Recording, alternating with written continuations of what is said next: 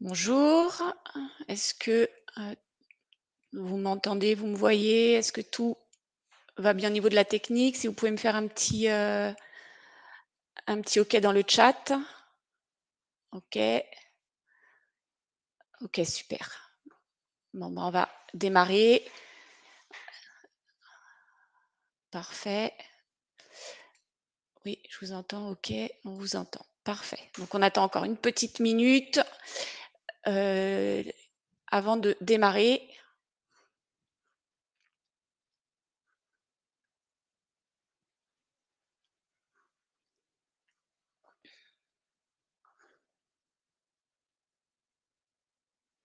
Tiens, les supports commencent, ça commence, on va en parler justement sur le support. Je vais vous en parler. OK. Mmh,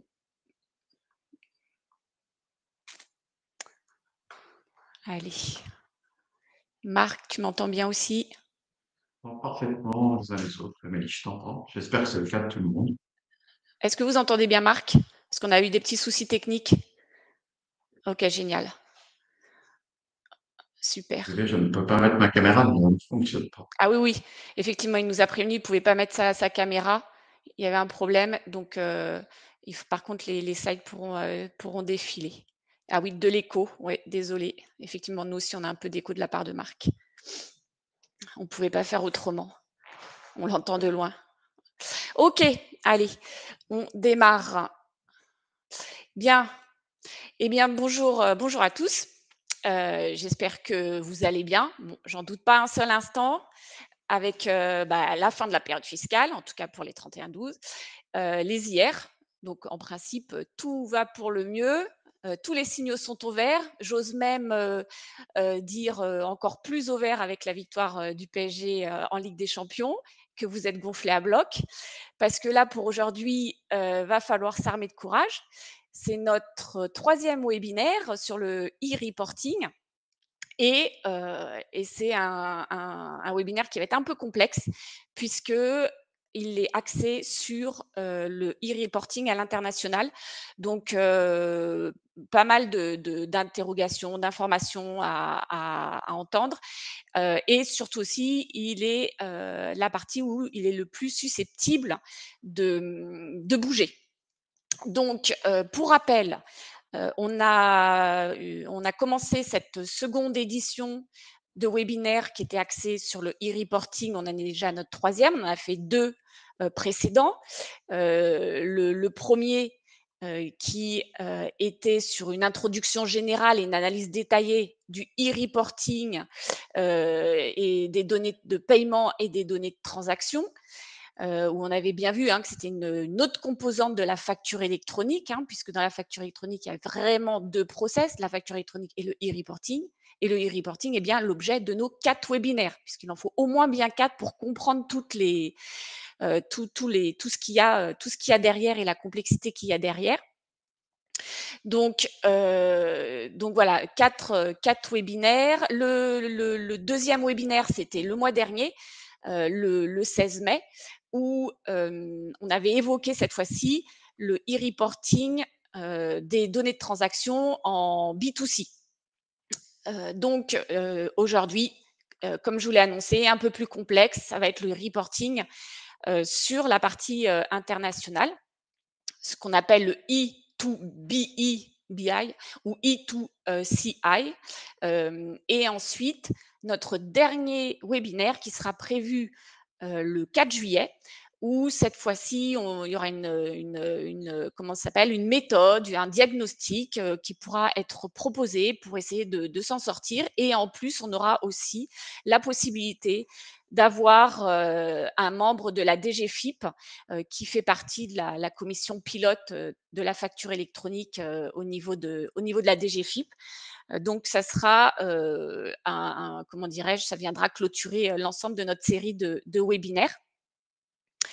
À l'issue de ce webinaire, vous allez recevoir un mail, essentiellement pour seulement ceux qui sont inscrits au Club Innovatio, où vous aurez accès au replay et au support. Et petite nouveauté, on a instauré, en tout cas tous les membres du club Innovation doivent, sont peut-être au courant, mais on a instauré un club Connect où on vient rassembler tous les clubs, pour peu que vous y soyez adhérents.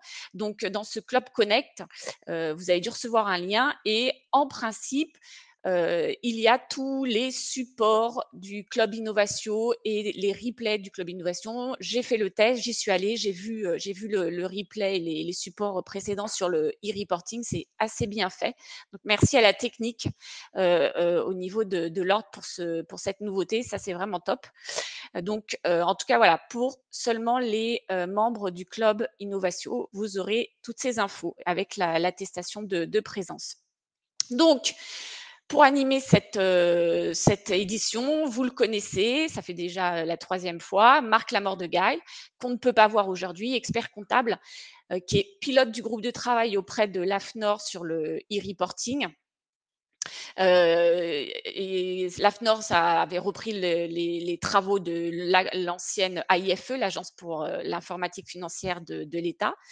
Et puis, moi-même, Amélie Ramara, expert comptable et vice-présidente de la commission innovation.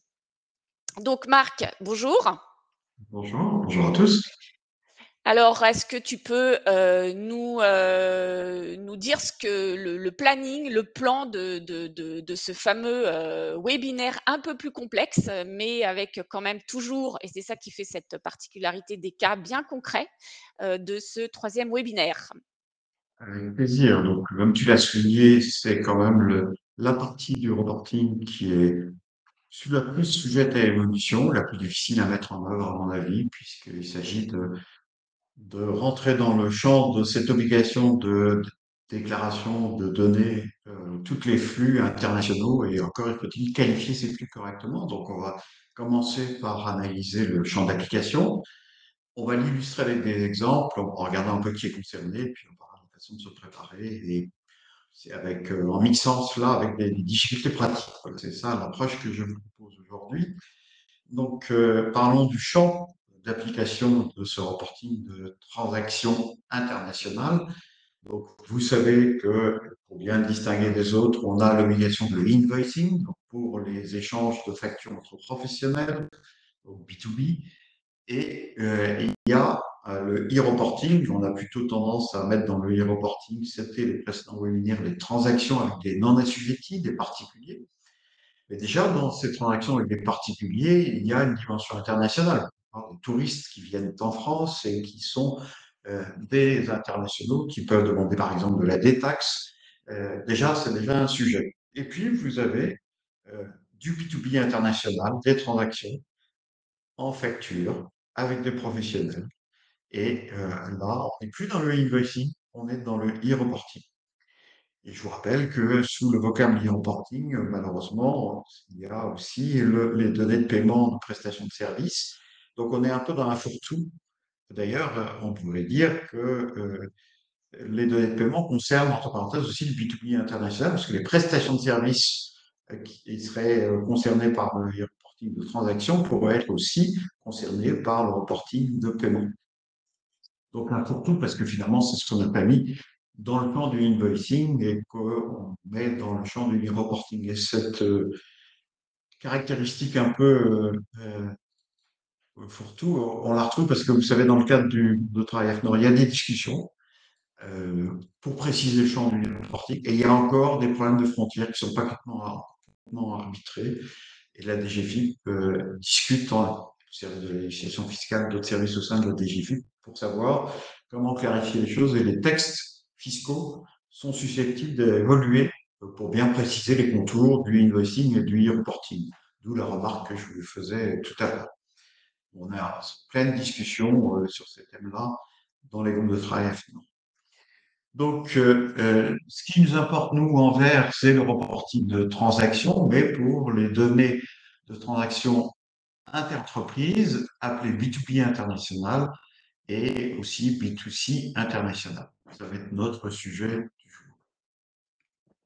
Donc, encore une fois, il n'y a pas un, mais deux e-reporting. En fait, vous avez le reporting de transactions, le reporting de paiement, et dans Sous rubrique reporting de transactions, il y a le B2B international et éventuellement une dimension internationale, le B2C. Donc, qu'est-ce qu'on met dans les textes à date aujourd'hui dans le champ du reporting de transactions B2B international? D'abord, des ventes qui concernent les livraisons intracommunautaires de biens, des ventes intracommunautaires à distance de biens depuis la France. Vous savez qu'il y a des questions de seuil, on en reviendra tout à l'heure. Il y a des seuils de 10 000 euros ou pas. Et puis, vous avez des livraisons domestiques de biens à destination d'un non-assujetti ou d'un assujetti non établi. La question des ventes à distance aussi, à partir d'un autre État membre à destination de la France, est taxable en France, avec ce seuil de 10 000 euros au profit d'un non-assujetti. Et vous avez des prestations de services rendues à des preneurs assujettis non établis en France, des prestations de services réputés non situés en France rendues à des preneurs non assujettis non établis dans l'UE, et des prestations de services taxables en France rendues à un preneur non assujetti. Je suis désolé de cette litanie de textes qui paraît abscon, c'est peu compréhensible, mais je cite les textes, mais on verra beaucoup plus concrètement dans les flux comment ça se passe. Mais vous avez comme ça les références textuelles à date. Et donc, les opérations réalisées par un assujetti non établi en France, attention, peuvent entrer dans le champ du e-reporting B2B international, particulièrement pour les données de livraison de biens et prestations de services situées en France. Donc, ça pose des problèmes. C'est un des points de discussion actuels. C'est une des difficultés parce que parfois, ça d'ailleurs peut se télescoper avec d'autres obligations pour ces assujettis dans les pays d'origine où ils sont établis. Alors, il y a une exception, c'est dans le cadre de l'UE, hein, c'est le recours au guichet unique, OS, I ou OSS. Et dans ce cas-là, quand on recourt au guichet unique, on échappe à cette obligation. Donc, j'ai pas fini ma litanie de texte. Vous avez, et ça c'est un point d'alerte, les achats. Les achats rentrent dans le champ quand il s'agit d'acquisition intracommunautaire de biens en France, d'achat domestique de biens réalisés auprès d'un assujetti non établi en France, ou d'achat de prestations de services taxables en France rendues par un assujetti non établi en France. Les livraisons de biens en provenance de la principauté de Monaco et les prestations de services par un assujetti établi à Monaco sont dans le champ, on verra ça tout de suite. Donc, en fait, derrière ça, il y a la question du champ d'application territoriale de la TVA. Cette litanie de texte, comme je l'évoquais, il faut la lire à l'aune de où se sont situées les opérations en termes de territorialité de la TVA. Donc là, il faut peut-être faire un point. Qu'est-ce que c'est que la France au sens de la TVA? C'est la France continentale, la Corse, les îles du littoral, le plateau continental, l'espace aérien français, les eaux intérieures. Voilà. La principauté de Monaco est dans le champ de la TVA française, avec quelques particularités. Par contre, vous avez une problématique sur des COM et des DOM. Donc, les collectivités d'outre-mer comme Saint-Pierre-et-Miquelon, Saint-Barthélemy, Saint-Martin, Nouvelle-Calédonie, Wallis-et-Futuna, Polynésie française, etc., Andorre, c'est un pays tiers au sens de la TVA. On n'est plus en France au sens de la TVA. Et les départements d'outre-mer ont un régime particulier. Dans certains départements, comme la Guyane ou la Mayotte, il n'y a pas de TVA. Par contre, en Martinique et en Guadeloupe, je le rappelle, les Réunions, il y a la TVA, mais avec des dispositions particulières et des taux particuliers, voire des exonérations spécifiques. Et du côté de l'Union européenne, en principe, c'est tous les États membres, mais là aussi, il y a des subtilités, parce que vous avez, comme en France, des territoires insulaires qui, pour l'Allemagne, l'Espagne, la Finlande, la Grèce et l'Italie, en fait, échappent au champ de l'Union européenne. Donc, dans certains cas, il faut être assez prudent sur cette analyse territoriale. Donc, globalement, un pays tiers à la TVA, c'est un pays qui n'est pas membre de l'Union européenne, ou certains membres certains territoires français ne sont pas entendus comme membres de l'Union européenne et sont hors territorialité française. Voilà. Donc, tout ça est résumé dans un tableau, puisque vous aurez les supports, vous pourrez les lire à tête posée, mais vous voyez, on croise l'émetteur et le destinataire et faire une analyse territoriale. Donc, selon que je suis en métropole, DOM, comme, et dans les DOM, il faut distinguer Guadeloupe, Martinique, Réunion, comme je vous l'expliquais à l'instant, de la Guyane et Mayotte. Donc, vous avez là des gens qui sont dans le champ de la Marc, est-ce facturation que tu crois électronique. que c'est possible de mettre ton slide un peu plus grand, de le mettre en grand écran? Oui, je vais faire ça, oui, je vais essayer. Si c'est possible, hein, parce que le c'est vrai que c'est un peu petit du coup avec, je suis désolée de t'interrompre. Je t'en prie. Voilà. Simplement, je n'aurai pas les chats, hein. Je ne vois plus le chat. Ouais, Tu me préviendras je s'il y a vais des je sujets. vais ouais, ouais, OK, je les surveille, ça marche. Donc là, je pense que vous voyez mieux. Est-ce que ouais, c'est bon, parfait. Donc, je reprends. On croise destinataire et émetteur pour faire l'analyse territoriale. On est sur le sujet de la livraison de biens, là. Donc, quand il s'agit de métropole à métropole, soit c'est de la facturation électronique, parce que c'est du B2B, et là, on n'est pas dans le B2B international, et soit Dom, Guadeloupe, Martinique, Réunion, c'est pareil, on est dans de la facturation électronique, et quand on est face à Guyane et Mayotte, c'est du e-reporting par l'émetteur. Et quand on s'adresse à des coms, c'est du e-reporting. Alors là, on est dans du B2B, entre guillemets, au sens international, même si, pour vous, on est en France, mais en fait, on n'est pas en France au sens de la TVA classique. Même analyse, si vous voulez, du côté de d'homme vers d'homme. Voilà. D'homme vers métropole, d'homme vers Guadeloupe, Martinique, Réunion, c'est de la facturation électronique, ou vers Guyane, Mayotte, comme c'est du reporting. Voilà. Et puis, pour le reste, vous avez des exclusions, des opérations hors champ. Je vous laisse regarder ces tableaux tranquillement ultérieurement, c'est un peu fastidieux parce que ce qui est plus intéressant, ça va être de prendre des flux au cas par cas. Et on est obligé de passer par là parce qu'il faut faire la même analyse du côté des prestations de services. Donc, vous avez le même type de tableau avec les mêmes clés de lecture, donc qui vous permettent de faire ce croisement donc, en fonction des territoires destinataires et émetteurs. Et même chose, donc, quand on a des opérations mixtes. Voilà. Donc, ça vous donnera déjà des clés de lecture sur la territorialité. Parlons de Monaco. Donc, Monaco, c'est pas un pays tiers au sens de la TVA. Ça fait partie de la France métropolitaine. Donc, les assujettis qui sont à Monaco ne sont pas considérés comme établis hors de France. Donc, les opérations réalisées en France avec un monégasque, ce sont des livraisons internes et elles sont en principe dans le e-invoicing. Donc, attention, quand si on a affaire à un opérateur monégasque, eh bien, là, il faudra vérifier qu'il soit inscrit au SIE de Menton pour l'activité sur le continent français. Donc là, ils sont dans l'annuaire de la l'AIFE, de l'Agence pour l'informatique financière de l'État, et ils sont dans le champ de la facturation électronique. Mais les monégasques qui ne sont pas inscrits aux opérations, qui ne sont pas inscrits au SIE de Menton, là, on est dans le champ de e-reporting. Euh, voilà. Donc, subtilité. Mais un opérateur monégasque qui voudrait rentrer dans le champ de la facturation électronique, il pourra, mais il faudra qu'il s'inscrive au SIE de Menton. Donc, si on essaie de mettre ça en pratique, on a une opération entre deux assujettis établis en France, mais il y a des biens qui sont livrés à Monaco. Comment ça se passe? L'opération est située en France, donc sur des règles de facturation françaises, et c'est du e-invoicing, et c'est une facture électronique, c'est pas du e-reporting.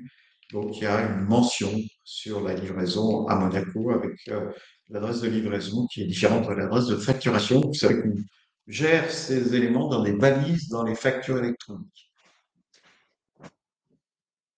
Donc, si on prend un peu plus de hauteur, qu'est-ce qu'on transmet dans le cadre du B2B international? Les mêmes données que pour le e-invoicing, donc pour le e-reporting. Sauf que lorsqu'on n'a pas le sirène du client assujetti étranger, il faut le remplacer par un numéro de TVA intracommunautaire si c'est un membre de l'UE, du territoire européen TVA, ou l'équivalent étranger pour identifier l'entité, l'entreprise, l'équivalent du sirène. Ça va être là la difficulté. Parce que dans certains cas, il faudra peut-être aller chercher dans des bases pas forcément accessibles. Alors, pour information, il existe des opérateurs à l'échelle internationale qui répertorient ces registres, ces informations. Bon, ça a un coût, il faut savoir, c'est un autre sujet. Il en existe deux plus ou moins fiables. Donc, qu'est-ce qu'on met dans ces données de transaction B2B internationales? Donc, il y a deux étapes. Il y a ce qui est obligatoire depuis juillet 24, les textes n'ayant pas été révisés, ce qui est obligatoire depuis janvier 26. Voilà, on n'a pas eu un total calage par rapport au fait que la réforme a été repoussée. Donc, vous voyez qu'on remet tout ce qu'il y a dans la facture électronique, mais c'est du e-reporting. Et on rajoutera en 26, en fait, donc dès le démarrage de la réforme, sauf s'il modifie le texte, certaines informations complémentaires, c'est à droite dans le tableau, donc comme les minorations de prix, les dénominations précises des lignes fériées, les quantités, les préunitaires hors taxes, les adresses de livraison s'il y a différentes adresses du client, la date de facture initiale rectifiée si c'est une rectificative, la mention d'escompte, l'éco-participation. Donc vous avez aussi ces tableaux qui vous aident dans la réflexion. À quelle fréquence on est calé sur le rythme du reporting pour envoyer ces factures? Voilà. Donc des cadres mensuels.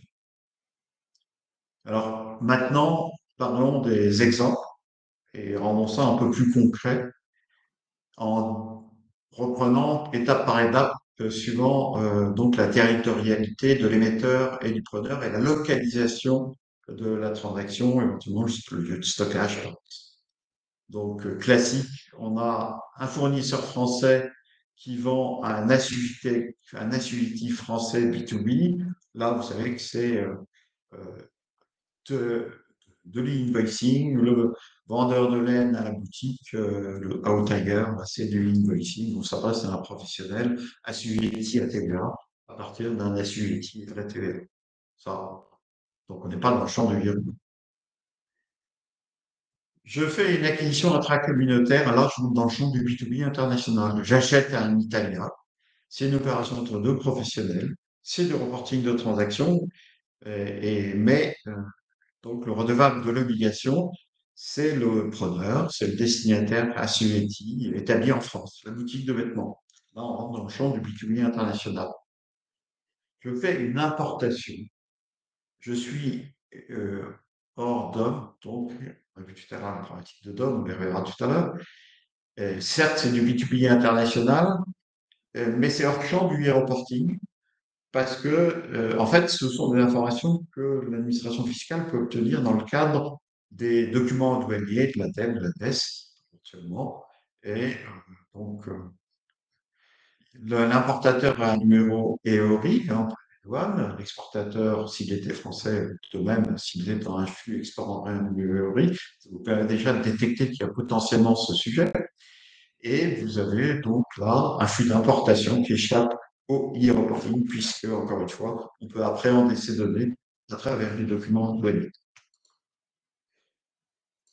Si la classique, on a une vente d'un non-assujetti français B2C une vente pardon, d'un assujetti à un non-assujetti, on est dans le B2C, c'est du e-reporting de transaction, c'est pas du e-reporting de transaction internationale, c'est du domestique classique, ce qu'on a déjà vu précédemment.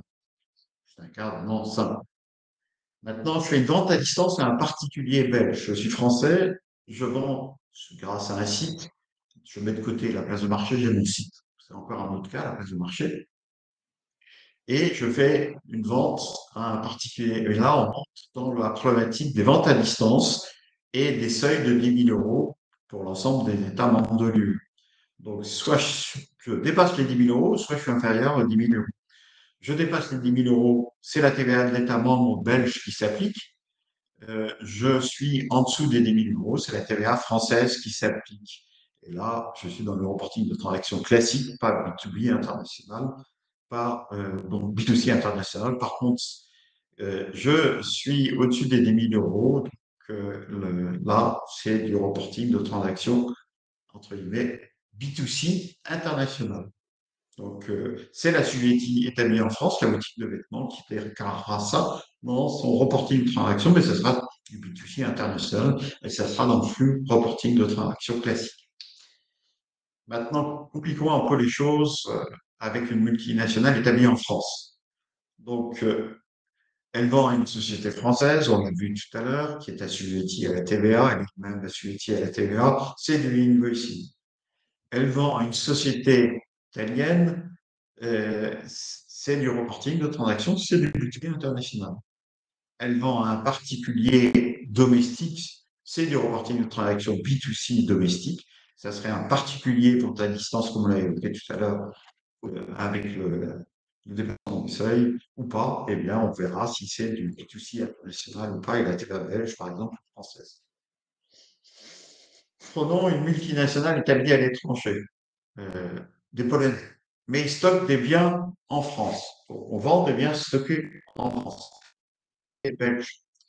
Donc, on est dans un reporting de transactions internationales par un assujetti fournisseur non établi en France, une multinationale polonaise qui va faire, entre guillemets, du dropshipping avec des biens stockés en France. Voilà. La même multinationale vend des marchandises à un particulier français. Donc, il s'agit donc d'un assujetti non établi en France vers une personne non assujettie particulier établie en France.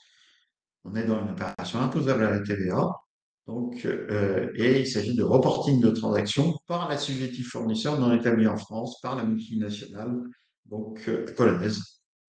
Et c'est le B2C international. On utilise une plateforme facilitatrice qui met en relation des vendeurs et des clients non assujettis, place de marché. Comment ça se passe? On regarde dans réforme. J'ai un vendeur chinois, Alibaba, qui vous vend à travers une plateforme à un particulier. Donc, eh bien, la plateforme, supposons qu'elle soit française, avec des biens stockés en France. La plateforme, elle-même va faire du B2B international pour les transactions entre le vendeur et elle-même. Et pour la vente aux particuliers, parce que c'est elle qui facture aux particuliers, dans un cas où c'est une plateforme qui est opaque, elle facture directement aux particuliers, elle n'est pas transparente par rapport aux vendeurs, on est dans un cadre de reporting de transactions classiques locales. Donc, vous voyez, la cascade, là, elle mélange du B2B international et du B2C. Donc, même s'il y a eu une option pour le guichet unique pour le coup, pour se vendre, il faut passer par ces flux de déclaration. Parce qu'on a des biens stockés en France et on a une plateforme qui est un intermédiaire opaque. Donc, la même plateforme facilitatrice utilise des biens stockés en Italie. Donc là, on a simplement du reporting de transactions parce que ce qui importe, c'est le flux plateforme française vers particulier. Le reste, c'est l'affaire de l'Italie. Il y a quand même une subtilité, c'est lorsque le bien stocké en Chine est d'une valeur inférieure à 150 euros, eh bien, il y aura un reporting de transactions et il n'y aura pas de reporting international entre le vendeur chinois et la plateforme française. Il y a ces histoires de seuil de 50 euros. Je vous invite d'ailleurs, pour rentrer dans Marc? tous ces détails, parce que là, on est sur des sujets quand même assez pointus, à lire à tête reposée le dossier que nous avions consacré dans le cadre de la revue fiduciaire en octobre dernier, qui reste relativement actuel là-dessus, donc sur le e-reporting, que vous pouvez aller récupérer sur le site de la revue fiduciaire. Tu voulais me dire, oui. Heu, non, juste une petite intervention où certains exprimaient leurs doutes par rapport aux Polonais qui, ayant des biens en France, n'est pas une représentation fiscale française. Alors, dans toutes ces subtilités, d'accord. Il y a des sujets de représentation fiscale ou pas, mais bon, ce sont des choses assez complexes et si on les détaille trop, on va se noyer. Donc, je peux suivre si tu veux bien, mais j'entends tout à fait. On pourrait rajouter la question par rapportation fiscale. Donc, un assujetti établi en France qui utilise un site de e-commerce pour réaliser ses ventes, comment ça se passe? Le bien stocké en France, on a un vendeur qui passe par une plateforme établie en France, pas un particulier, qui vend à un particulier. Donc, la plateforme fait une vente domestique à un non assujetti. Euh, si le consommateur est dans l'Union européenne ou dans la mesure où le seuil de vente à distance de 10 000 euros n'est pas dépassé, s'il s'agit d'une vente à distance intracommunautaire, donc on est dans du reporting de transactions. Donc, voilà. Ensuite, on prend le cas où on a un bien qui part d'un État membre de l'UE. Même flux, mais sauf que ça part d'un État membre de l'UE. Donc, c'est toujours le reporting de transaction et c'est une vente intracommunautaire. Et la question est de savoir si vous avez dépassé le seuil de vente à distance de 10 000 euros. Le tableau que je vous ai montré tout à l'heure. Voilà. Il faut prendre cette histoire de seuil pour savoir si on est dans le reporting de transaction ou pas. Ben ça, on l'a déjà vu, hein, je crois. Et ça, c'est une redite. Excusez-moi, il y a une redite. Là, je suis désolé. Ça aussi, il me semble. Donc, Est-ce que, sauf qu'il y a la nuance là, pardon, c'est les 150 euros. C'est, vous savez, il faudra donc faire un reporting donc de transactions B2B internationales entre la plateforme française pas et l'assujetti donc établi en France, et puis le particulier sera du reporting de transactions. Oui, j'écoute. Est-ce que oui, juste, tu peux faire un petit rappel sur le seuil des 10 K? Enfin, ça a été plus ou moins répondu, mais on prend quoi comme quelle vente? Est-ce que c'est par pays? Est-ce que c'est au global? Si tu peux confirmer ce point. c'est un point qui n'est pas très carré, justement. C'est une question en cours. J'ai pas la réponse parce que j'ai posé la question à la DGFiP. D'accord. Donc, potentiellement, on pourra aussi se garder cette question pour le prochain webinaire quand on aura les membres de la DGFiP, quoi. Exactement, parce que il y a deux réponses possibles aujourd'hui. Voilà. Donc Et les deux réponses possibles, c'est lesquelles? bah, c'est là, on globalise ou on globalise pas. Il y a des discussions sur le sujet, hein. Voilà. Donc, Ok, ça fait partie de ces points d'arbitrage. Je ne sais pas d'accord. si la DGFiP aura la réponse. Donc voilà. Comme je vous l'ai dit, tout n'est pas cadré dans ce sujet, hein. C'est la difficulté. J'essaye de vous illustrer par des flux plus ou moins complexes les problématiques couplées à des questions de seuil. Voilà. Donc, le, euh, le, prenons ce cas, je crois que oui, je l'ai vu celui-là. Donc, je n'ai pas eu le temps. Donc, on a un assujetti non établi en France qui utilise un site de e-commerce non établi en France pour réaliser ses ventes. Donc, ça veut dire que c'est quelqu'un qui est hors de l'Union européenne, qui utilise une plateforme non établie en France pour faire des ventes de biens. Eh bien, ces gens-là, donc, puisque la plateforme non établie en France, donc Alibaba par exemple, vend à des particuliers, donc en France, eh bien, elle est dans le champ du reporting B2B international. C'est elle le déclarant. Mais c'est pas du B2C, c'est du B2B international. C'est encore une subtilité. Voilà. Donc, vous voyez, tout ça n'est pas d'une simplicité biblique et que je l'ai parcouru très rapidement et j'en suis tout à fait conscient. Et de toute façon, on peut vraiment appréhender ces sujets que quand on a repris tous les cadres d'analyse territoriale et reparcouru les flux.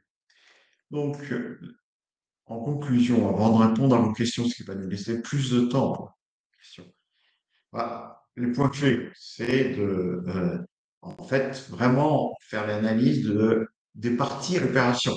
Où êtes-vous domicilié, entre guillemets? Quelle est la territorialité des opérateurs?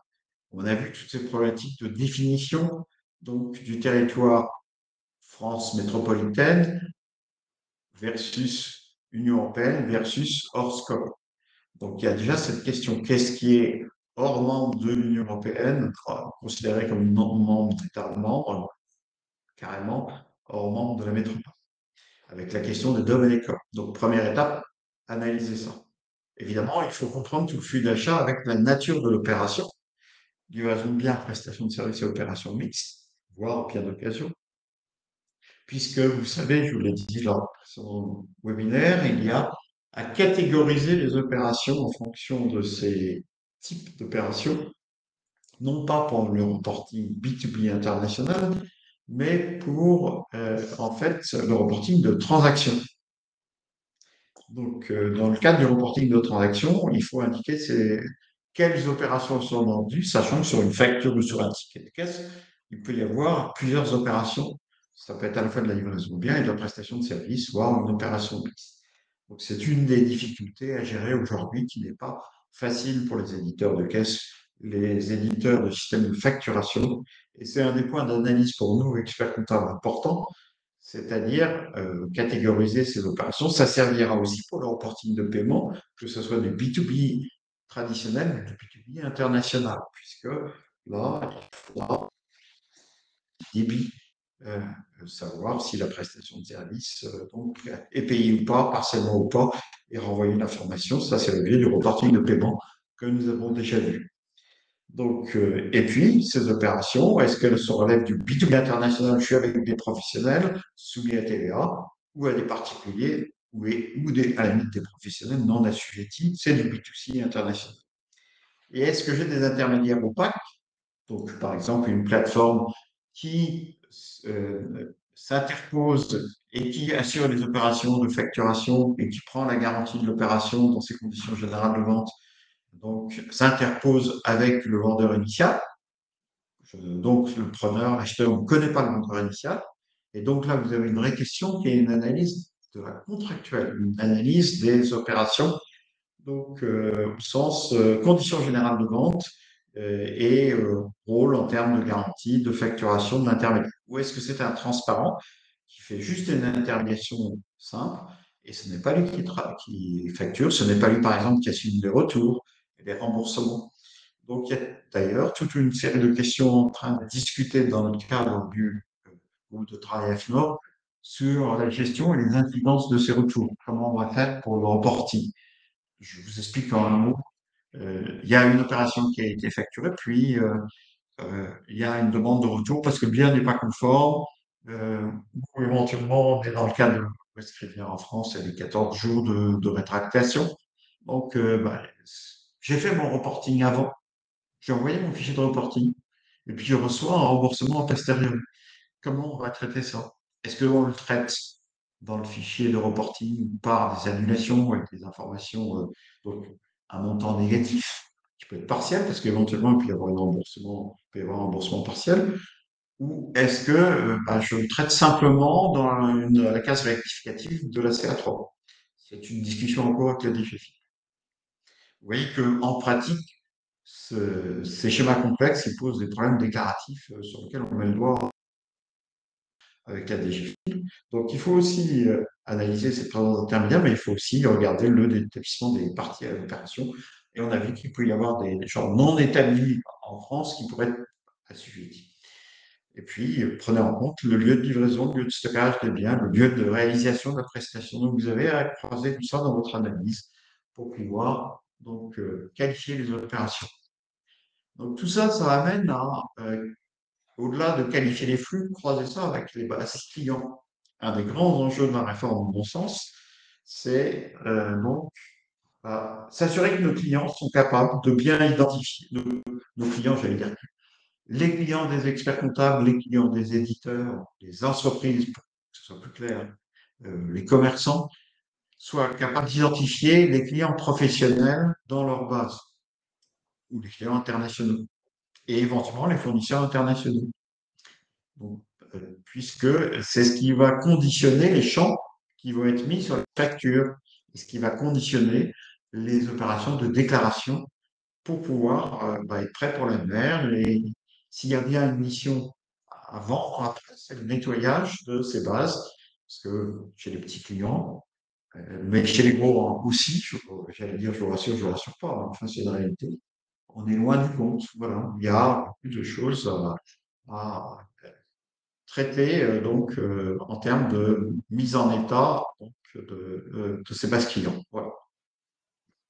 Donc, avant de répondre aux questions, puisque j'ai voulu faire un rapide survol et vous donner un avant-goût du sujet complexe, je voudrais vous dire qu'il y aura il y a des groupes de travail, comme vous le savez, il y a ce groupe AFNOR qui est subdivisé en plusieurs groupes invoicing qui vient de publier. Je vous invite à aller voir là-dessus. D'ailleurs, le lien est dans le portail de DGFiP. Quand vous regardez facture électronique, vous pourrez aller chercher. pense qu'il doit être sur le portail maintenant aussi. Vous avez déjà une première version de la normalisation sur les factures électroniques. Donc, on n'est pas sur notre sujet, hein, sur les factures électroniques, invoicing. Et pour ce qui concerne les publications de e-reporting, eh bien, je pense que peut-être on fera une pré-publication à la rentrée, mais c'est pas garanti du tout parce qu'il y a encore beaucoup de travail. Et l'objectif, c'est d'avoir quelque chose de finalisé en février 26 pour pouvoir publier les aspects ou recommandations ou normalisation. Dans le cadre du groupe de travail FNOR, on aura probablement autant de recommandations qui ne sont pas des recommandations obligatoires, mais des bonnes pratiques, que des normalisations. Voilà. Euh, donc, voilà, je voulais toucher du doigt, en fait, que vous avez vu, c'est complexe et j'imagine vos réactions, oh là là.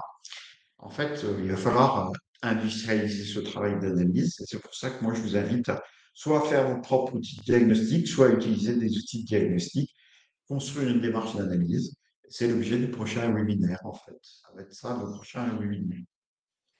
Merci, merci Marc. Donc, Donc, ouais, et, il y a des et, et questions, hein, évidemment, hein, donc on va évidemment, les aborder. tout à fait. Je ne garantis pas pouvoir répondre à toutes les questions. Voilà, je ferai mon possible. Donc, Heu, est-ce qu'il y a, je les prends en vol, moi j'en vois passer, puis tu en as regroupé certainement, parce que tu les as lus avant moi, mais tout de suite, j'en tombe sur une, est-ce qu'il y a un droit à l'erreur dans la déclaration? Je dirais que si j'entends la DGFiP, elle tient un discours rassurant, parce qu'elle est consciente que c'est quand même beaucoup à avaler pour nos clients. Je pense qu'elle est consciente que ce dernier sujet, B2B international, est le plus complexe. Et peut-être que la discussion en cours, c'est d'essayer de, enfin, la discussion en cours, pour être honnête, c'est d'essayer de le simplifier, de voir s'il y a des choses qu'on peut traiter, simplifier ultérieurement. Et là, j'ai aucune garantie à vous apporter sur le sujet, d'accord? Parce que la DGFiP est une grande maison qui a plusieurs acteurs et qui coordonne le service du contrôle fiscal, le service de la législation, la mission facture électronique, et chacun peut avoir sa vue sur le sujet. Donc, mais justement, on pourra en profiter aussi, ah pour, oui, heu pour, jauger un peu, l'état d'esprit au prochain webinaire avec un des membres de la DGFiP. Qu'est-ce qu'il en pense par rapport à ça? de représentants dans les groupes de travail à chaque fois. Je sais que là, parmi nous aujourd'hui, là, sur la plusieurs centaines de connectés que je remercie d'être présents, il y a des gens d'ailleurs qui sont dans le groupe de travail, donc ils peuvent donner leur point de vue. La DGFiP dit non, non, mais au début, on sait que ça sera difficile, on va pas aller poursuivre sur ça. Maintenant, faut pas être naïf, faut pas être candide. Ça, c'est mon point de vue personnel. On voit bien que derrière tout ça, l'objectif, c'est quand même de récupérer des informations pour croiser les données et d'identifier les gens qui potentiellement pourraient sortir du droit chemin. Donc, on va avoir à terme, et à quel terme, c'est ça la question, un temps de tolérance qui va basculer vers cibler plus particulièrement les gens. Et je pense que le sujet pour nous tous, c'est la cohérence entre notre e-reporting, e-invoicing et notre CA3.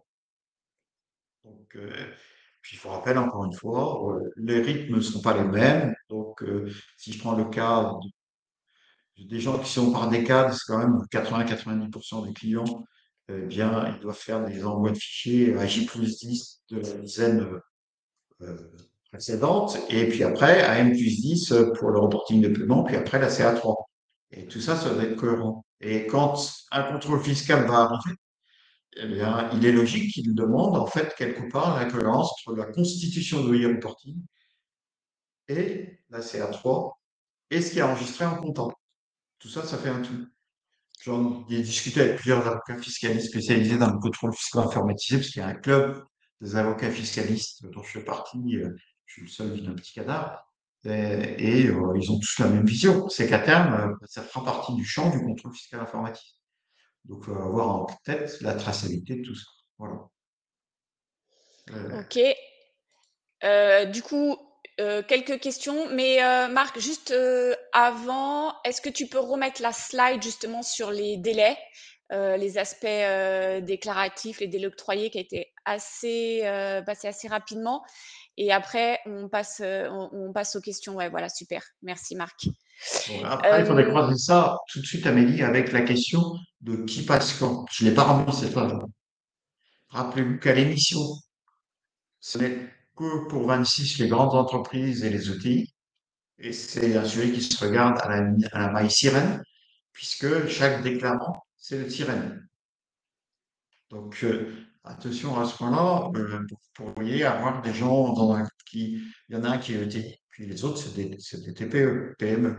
Donc, ceux-là ne sont pas obligés de basculer. Après, c'est une question d'opportunité. Est-ce que je travaille quand même au niveau sirène, parce que du coup, s'il y en a un qui est UTI, bah, j'emporte tout le monde parce que c'est quand même plus facile.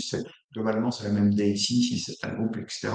Voilà. Mais n'oubliez pas que les petits acteurs sur le reporting international et sur les autres reportings, c'est 2027.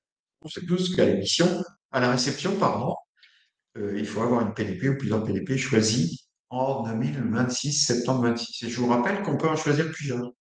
Et que d'ailleurs, il est probablement plus intéressant de spécialiser les PDP sujet. Or, le sujet de l'international, ça me permet de souligner ça, il touche à la capacité qu'a une PDP à se connecter avec d'autres acteurs internationaux. Par exemple, en Italie, il y a eu déjà une réforme de facture électronique. Il y a déjà, depuis 10 ans, toute une série de choses. Au Portugal aussi. Donc, il y a des 5-6 PDP aujourd'hui qui sont capables de gérer le reporting international au sens où ils sont capables de se connecter par le réseau PayPal, ce qui est un peu la langue internationale d'échange entre PDP, de se connecter au réseau PayPal pour échanger avec d'autres secteurs internationaux sur des factures internationales. C'est la grande difficulté dans tout ça. C'est aussi de ce que j'ai pas évoqué suffisamment. Je reçois une facture de mon fournisseur et ça rentre dans le champ du B2B international. Cette facture, elle n'est pas au format de la réforme. Par hypothèse, elle n'est pas en facture X, elle n'est pas en UB, elle n'est pas en C2I. Et donc, il va falloir la convertir au format.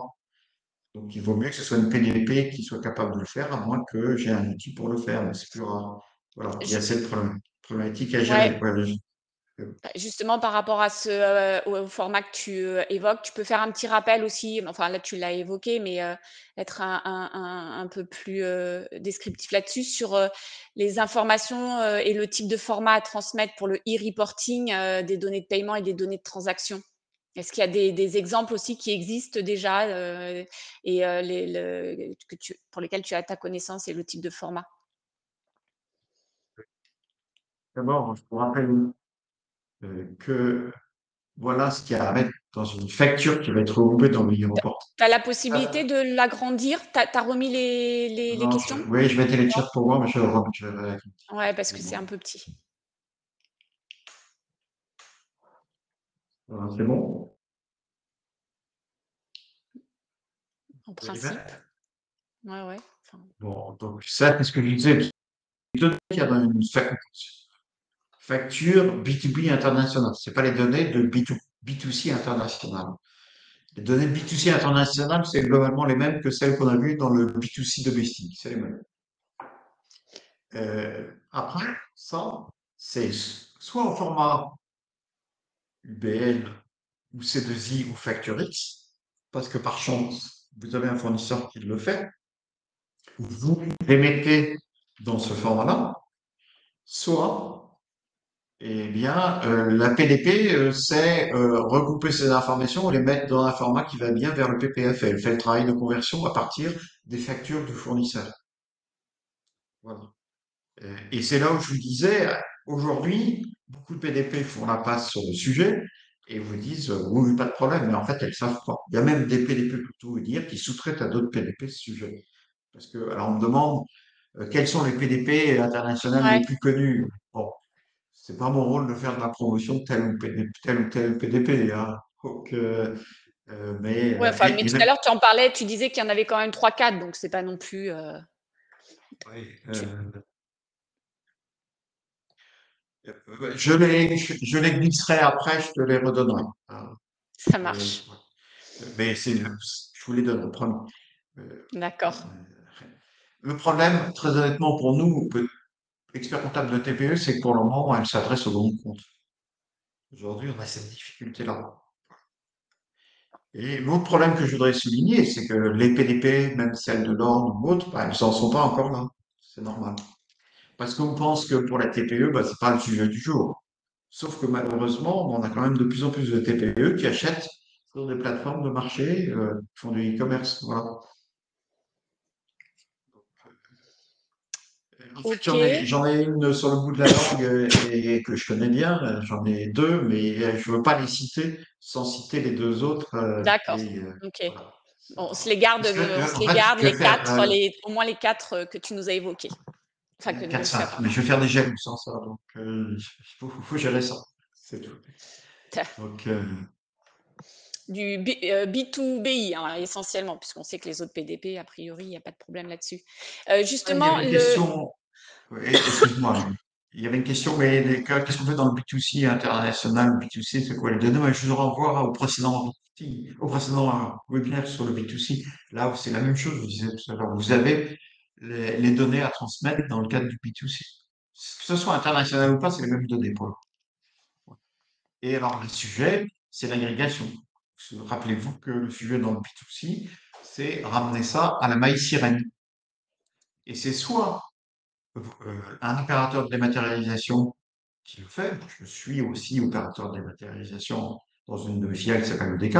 Soit c'est la PDP qui le fait, soit c'est l'entreprise qui le fait. Mais la difficulté va être que euh, euh, il faut avoir une vue d'ensemble de toutes les caisses et équivalents, internationaux ou pas, qu'on doit remonter à la maille sirène pour pouvoir faire des corrections éventuelles. C'est ce que j'ai vécu au précédent webinaire. Je ne vais pas développer parce que on va revenir en arrière. Je vous invite à faire un replay du précédent webinaire.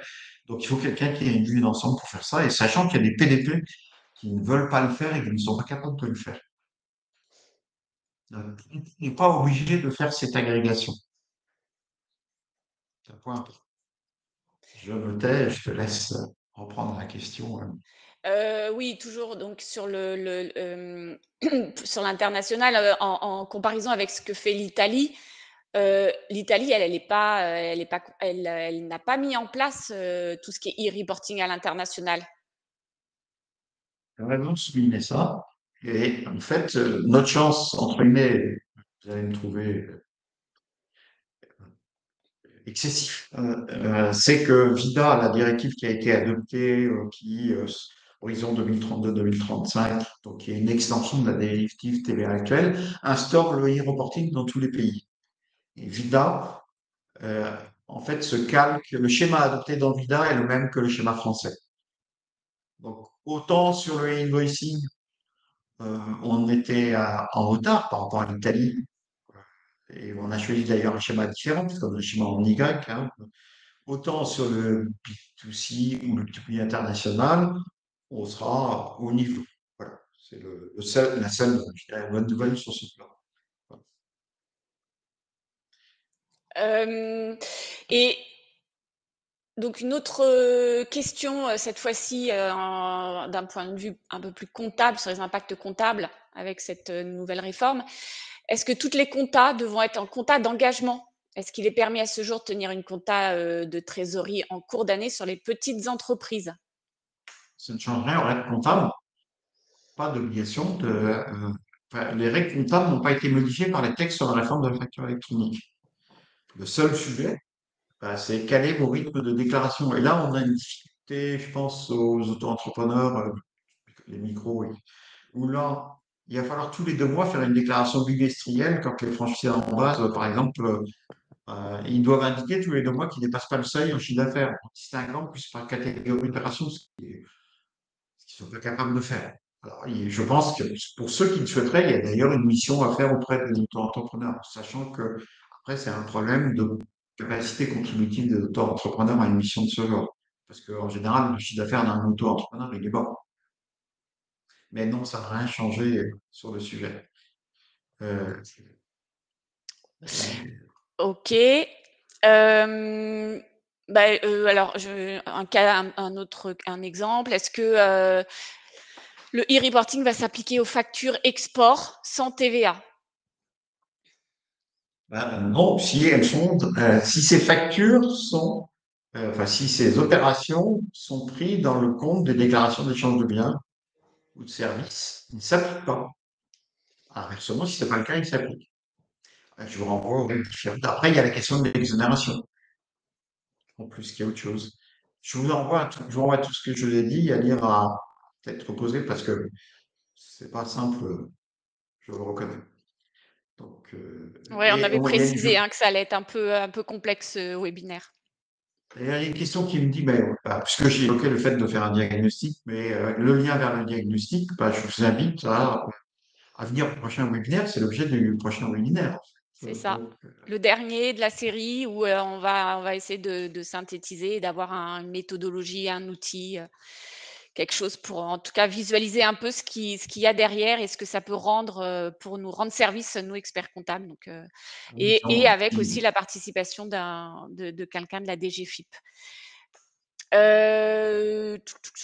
Ah attends, hein, est-ce que hein, oui, alors la question, alors apparemment, la question était pas forcément, bien posée. Je précise ma question. Par exemple, un client ou un fournisseur situé hors zone euro, par exemple argentin, sans TVA, sans DEB ou DES, est-ce que pour lui ça s'applique, ça va s'appliquer?